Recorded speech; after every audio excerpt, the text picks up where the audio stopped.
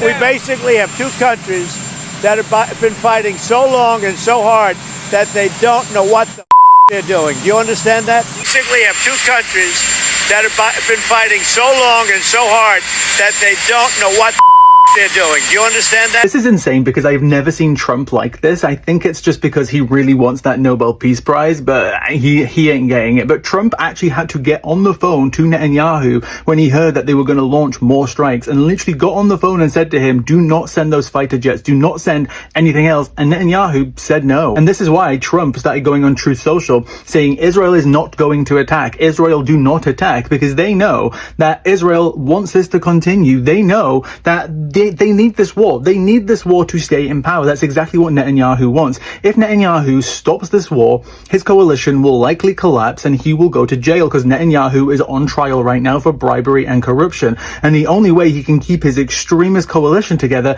is if he keeps this war going. We don't know exactly who broke the ceasefire. It seems that both countries just didn't stop firing at each other. I've looked around at loads of different sources and no one can actually confirm exactly what happened in terms of who started firing after the ceasefire, or if the firing ever actually stopped. The problem is that even Trump, even the US right now sees Israel as the main aggressor. They're seeing them as a party who does not want to participate in a ceasefire because they can't, because their coalition will collapse and Netanyahu will go to jail because he will not be able to use his office as prime minister and use his coalition to pass laws to stop him from going to prison and stop him from getting out of power. So this is just crazy.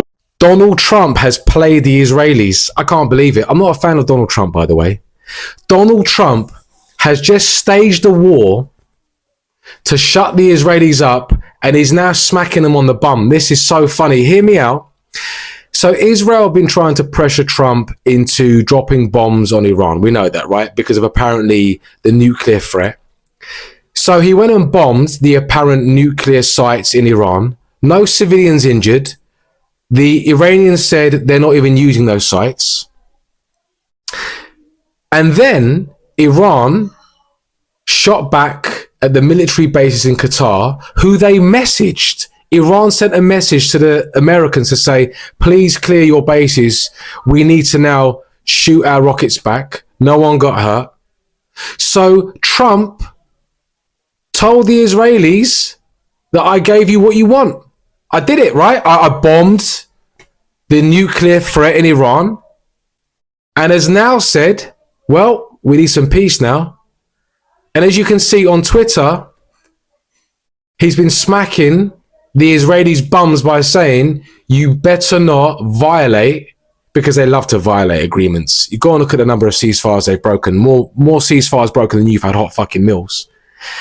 Donald Trump has, I can't believe it. He's played the Israelis. This is some 5D chess. I can't believe Donald Trump can do it.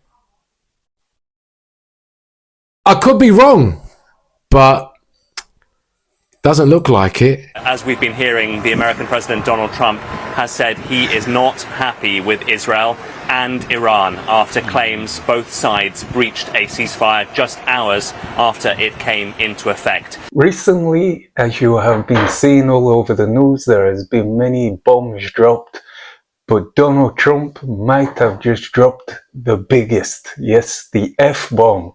Donald Trump did a news report. He was interviewed by the press and he is not happy. And for the first time in a long time, an American president has expressed frustration towards Israel. This is unprecedented. It is unheard of. We have not really seen an American president call out Israel the way Donald Trump did just a few hours ago. Now, as you know, Iran and Israel, they're going at each other. Israel came to the United States and told them that we need your help to take out some nuclear facilities within Iran. United States and President Trump, they sent some of their best aircraft over. They had bunker buster missiles or bombs that can penetrate thick layers of steel and concrete all the way down to the target deep within the ground. They took out these facilities.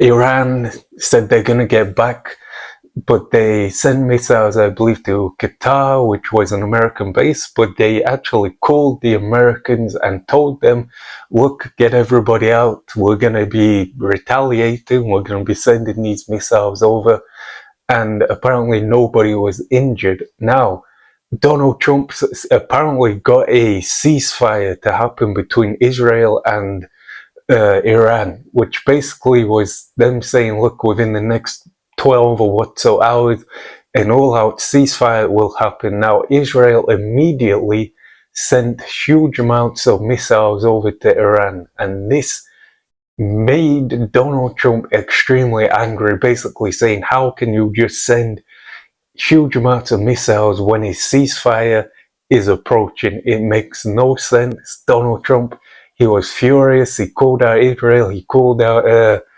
the Israeli Prime Minister. He was extremely angry. And now many people are saying that Israel wants this war to continue. They need this war to continue. Netanyahu, who is the leader of Israel, supposedly needs this war to continue, that he is under investigation, and if this war was to end, he could possibly be arrested and charged with war crimes. But if the war continues, that can't happen. But Trump was furious. Also, Trump, he is seen as the president that didn't start a war. It's what he was famous for. I think out of all the things, he did not want America to be in any type of war. And for him to come up with this ceasefire, it makes Donald look very good to be able to negotiate a ceasefire between Iran and Israel, to perhaps negotiate peace within the region. But it makes him look very weak, or puts him in a very bad position when immediately Israel just goes behind the back and fires huge amounts of missiles. When a ceasefire is approaching, it doesn't look good for Trump, which is why he looks so furious. He looks furious that he negotiated peace, and Israel perhaps has just tried to sabotage that. It looks bad to him that he tried to, like I say, play both sides to bring them together, and now it kind of puts them on a fence of having to maybe pick one or the other. But a lot of people, let me start there. But a lot of people are not happy at all. They're not happy. They, from the very beginning, saw this as a pointless war, a needless war, a war that the Americans should have stayed out. I think Donald played it how, best he could. I mean, in the past, let's be honest, America would have been straight over there, shoot thousands of, boots on ground, thousands of soldiers being sent over. In the past, we saw it with Iraq and Afghanistan. So I think Trump played as best he could, where he sent a bomb over, airplane over, aircrafts over. They exploded a nuclear facility, which Israel wanted. They said, look, they almost tried to play it as, look, Iran is going to have weapons of mass destruction. So America kind of played it as, look, we destroyed these facilities. They no longer have the weapons you said they have. There's no need for American soldiers, American military to be involved. We took out the thing you asked us to take out. So now let's do the ceasefire. Let's make peace. Let's broker peace. So now Israel are kind of in that position where if they continue to do anything, despite the so-called threat of nuclear facilities being taken out, it will make Israel look very bad, and it'll make their leaders look bad, because then it will kind of paint the picture of, well, it never had anything to do with the weapons, which we all know anyway. I mean, there's always different reasons. I could make an entire different video about that, just the reasons, but that's not what this video is. But Donald Trump is not happy. It seems like Iran wants the peace. It seems like Israel are the ones that are pushing most this war that they wanted.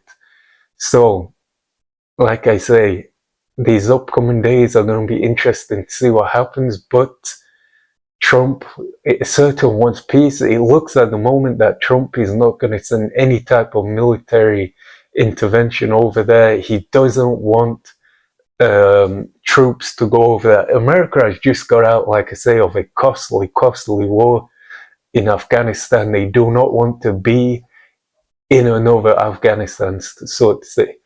Especially when, you know, there's still the Russia-Ukraine conflict.